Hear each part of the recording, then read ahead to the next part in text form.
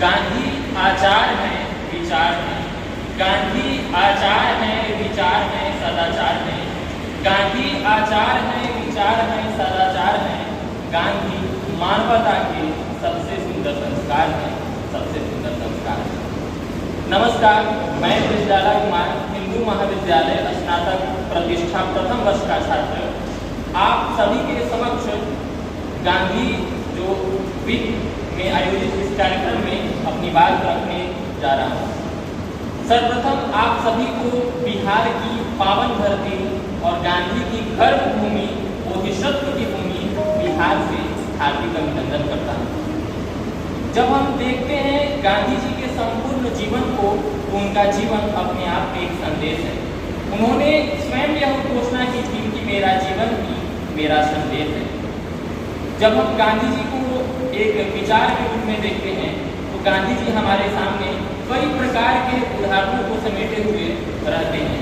उन्हें सिर्फ स्वतंत्रता आंदोलन तक सीमित कर देना यह हमारी संकीर्णता होगी, क्योंकि गांधी जी न सिर्फ एक स्वतंत्रता सेनानी थे, बल्कि वे एक महान दार्शनिक, महान चिंतक, महान विचारक थे।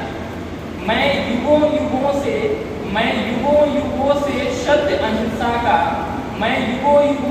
सत्य अहिंसा का वाहक आंधी हूँ। मैं युगों युगों से सत्य अहिंसा का वाहक आंधी हूँ।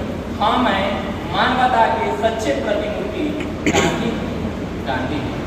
गांधी जी को मैं कुछ उदाहरणों से स्पष्ट करना चाहूँगा कि वे किस प्रकार एक विचार है जो युगों युगों से सदियों से हमारी धरा को, हमारी समस्त पृथ्वी को पोषित एवं पल्लवित करते आए हैं।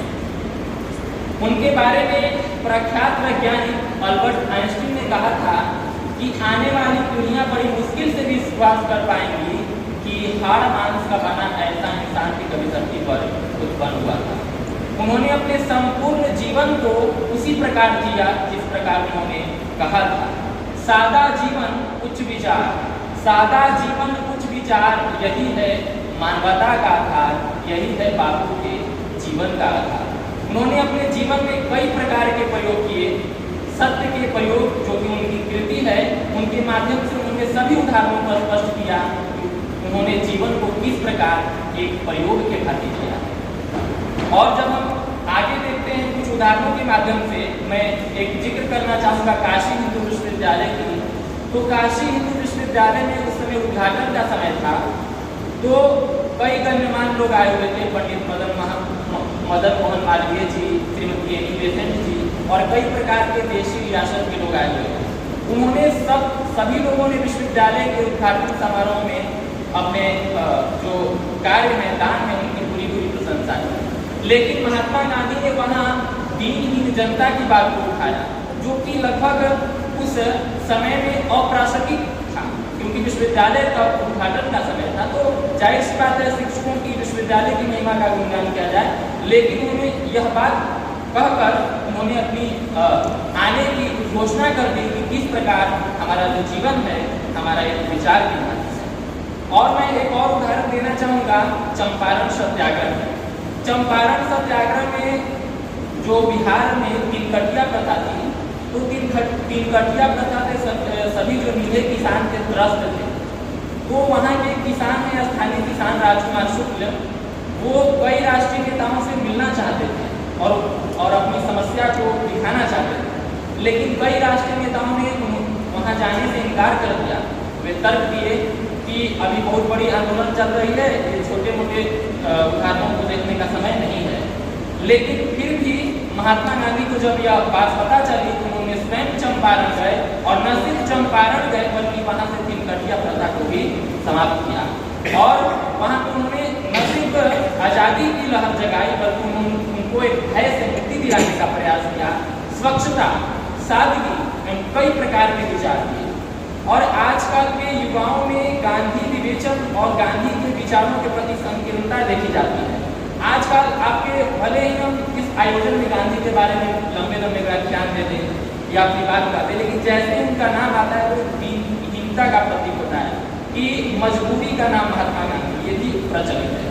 लेकिन मैं आपको बताना चाहता हूँ कि मजबूरी का नाम नहीं, मजबूती का नाम महात्मा गांधी, क्योंकि अपने जीवन के माध्यम से उन्होंने कभी भी भय को अपने पास भटकने तक नहीं दिया। उन्होंने सत्य और अहिंसा के दो अचूक अस्त्र थे, उनके माध्यम से ब्रिटिश साम्राज्य के सूर्य को अस्त कर दिया, जिसका दुनिया में कभी सूर्यास्त नहीं होता था। और साथ ही साथ मैं गांधी जी के बारे में और अन्य उदाहरण भी हैं, जैसे इन उदाहरणों को स्पष्ट करना चाहूँगा। उन्होंने आंदोलन को जन जन तक का आंदोलन बना दिया।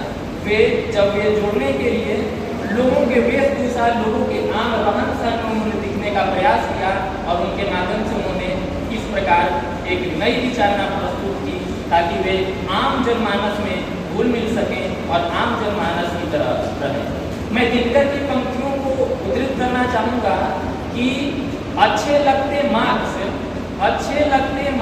किंतु है अधिक प्रेरणा, अच्छे लगते मार्क्स किंतु है अधिक प्रेम गांधी से, अच्छे लगते मार्क्स किंतु है अधिक प्रेम गांधी से, सिखाता है हमको शीतल पवन, लेकिन प्रेरणा लेता हूँ गांधी से, प्रेरणा लेता हूँ गांधी से। इन्हीं चंद पंक्तियों के साथ अपनी बात को समाप्त करना चाहूँगा और अंत में मैं गांधी जी के द्वारा इस बात को, इस तजवीज़ को बोलना चाहूँगा कि एक बार जब उनसे पूछने के लिए आया कि आप संकट की स्थिति में हो, अनिर्णय की स्थिति में हो, तो आप क्या निर्णय लें, तो उन्होंने कहा था कि जब आप संकट की स्थिति में हो तो आप उस व्यक्ति को याद कीजिएगा जो आपने कभी देखा हो, जो सबसे दीनहीन हो। अब उसके बारे में सोचिए कि क्या हमारे इस फैसले से उसके जीवन में कुछ सुधार होगा।